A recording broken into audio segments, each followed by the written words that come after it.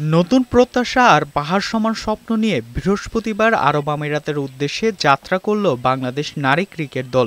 লক্ষ্য আসন্ন নারী টি-20 বিশ্বকাপে অংশগ্রহণ। দলে থাকা ১৫ ক্রিকেটার ও কোচিং স্টাফের সদস্যরাও এই দিন সকালে বিশেষ বিমানে দেশ ছাড়েন।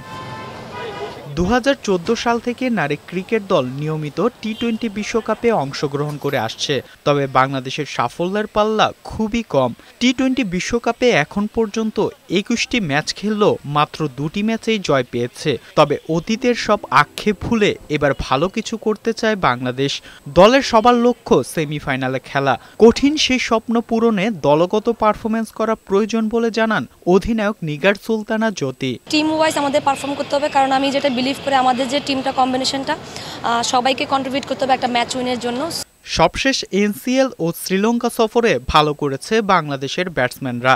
স্পিনার রাবিয়া মনে করেন বিশ্বের সেরা সেরা ব্যাটসম্যানদের উইকেট নেওয়ার ক্ষমতা আছে বাংলাদেশের বোলারদেরও। ওয়ার্ল্ডের যত ব্যাটসম্যান আছে ওদেরকে আমরা রিড করার অ্যাবিলিটি আমাদের আছে, সো আমরা সবাই এটা বিশ্বাস করতেছি। আগামী ৩রা অক্টোবর থেকে শুরু হবে এবারের নারী টি-20 বিশ্বকাপ।